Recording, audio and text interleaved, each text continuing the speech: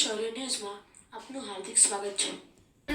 ક્ષત્રિય યુવાનના રિકન્સ્ટ્રક્શન સામે ક્ષત્રિય સમાજની જવાબદારીને બરતરફ કરવામાં પોલીસે લોકશાહીનું હનન કરીને યુવાનોને જાહેરમાં અમાનવીય રીતે માર માર્યો છે. અભિજીતસિંહ બારડ. પાટણ જિલ્લાના જીલિયા ગામે થયેલા ઘર્ષણ બાદ 18 જેટલા ક્ષત્રિય યુવાનોની ધરપકડ કરવામાં આવી હતી. પોલીસે તેમનું વસ્ત્રાહરણ કરીને જાહેરમાં માર માર્યો હોવાના આક્ષેપો થયા છે.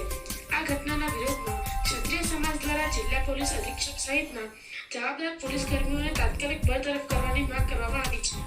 વામૈયા ખાતે રામબાઈ માતાના મંદિરે મોટી સંખ્યામાં ક્ષત્રિય સમાજ એકઠો થયો હતો. સમાજના આગેવાનોએ આ ઘટનાને અમાનવીય ગણાવી ઉગ્ર આંદોલનની ચીમકી ઉચ્ચારી છે. ચાણસ્મા તાલુકાના જીલિયા ગામે ભાર્ગવ અને ભાવેશ નામના વ્યક્તિઓના ફાર્મ પર થયેલા ઘર્ષણ બાદ વામૈયા અને આસપાસના ગામના 18 ક્ષત્રિય યુવાનોની ધરપકડ થઈ હતી.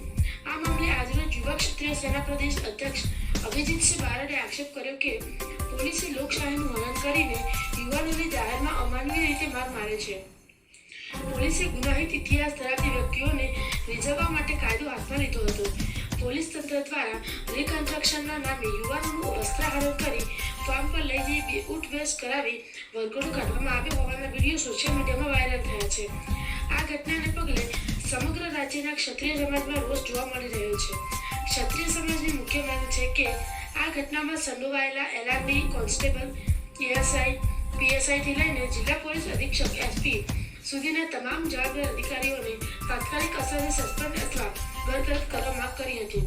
વિનયસિંહ ઝાલાએ જણાવ્યું કે જો ટૂંકા સમયમાં ક્ષત્રિય સમાજની માંગણીઓ સંતોષવામાં નહીં આવે તો સોમવારે ફરીથી વામૈયા ખાતે સમાજ એકઠો થશે. તેઓ જિલ્લા કલેક્ટરને આવેદનપત્ર પાઠવી શક્તિ પ્રદર્શન કરશે. આ મામલે કોર્ટ અને કાયદાકીય લડતની સાથે સામાજિક સ્તરે પણ વિરોધ તેજ કરાશે. જો ન્યાય નહીં મળે તો ક્ષત્રિય પ્રભુત્વ ધરાવતા ગામોમાં રાજકીય પક્ષો અને વ્યક્તિઓના પ્રવેશ પર પ્રતિબંધ મૂકવા જેવા આકરા નિર્ણયો લેવાની ચીમકી પણ આપવામાં આવી છે. આ કાર્યક્રમમાં નવકણજી ઠાકોર, અભુજી ઠાકોર, મંગાજી ઠાકોર, શંકરજી ઠાકોર, શિવડા દરબાર સહિત ક્ષત્રિય સમાજના આગેવાનો મોટી સંખ્યામાં હાજર રહ્યા હતા. મગાવવામાં આવે, એ લોકોને ઉઠ બેઠકો કરાવવામાં આવે, એટલે એસપીએ જે માનસિકતાનું પ્રદર્શન કર્યું છે પોતાને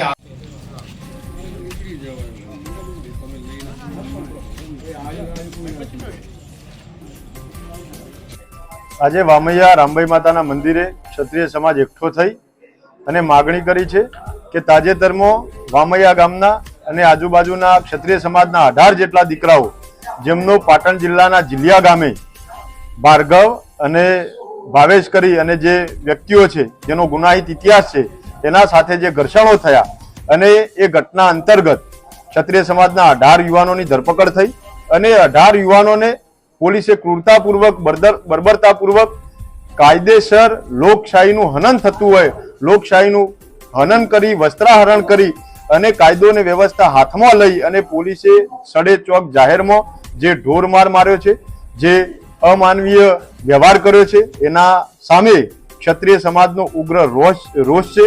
ક્ષત્રિય સમાજમાં રોષની લાગણી ભભૂકી ઉઠી છે. ત્યારે ક્ષત્રિય સમાજ એક માગણી કરે છે કે પોલીસ તંત્રની અંદર જવાબદાર તમામ કર્મચારી, જિલ્લા પોલીસ અધિક્ષક શ્રી, આ લોકોએ જે ભાવેશ અને ભાર્ગવ જાણે બહુ મોટા રાષ્ટ્રભક્ત હોય, બહુ મોટા દેશભક્ત હોય, વીઆઈપી હોય, સંત મહાત્મા ધર્માત્મા હોય, એમને રીઝવવા, એમને ખુશ કરવા, એમનું મહિમા મંડન કરવાના હેતુ અને આશયથી અમારા દીકરાઓને રિકન્સ્ટ્રક્શનના નામે વરઘોડો કાઢીને 18 દીકરાઓને એના ફાર્મ પર લઈ જઈ અને ત્યાં આગળ ઉઠ બેઠકો કરાવવાના જે દ્રશ્યો સર્જાયા અને આખા ગુજરાતે જે વિડીયોના માધ્યમથી જોયા એના થકી આજે ક્ષત્રિય સમાજમાં ખૂબ રોષ છે.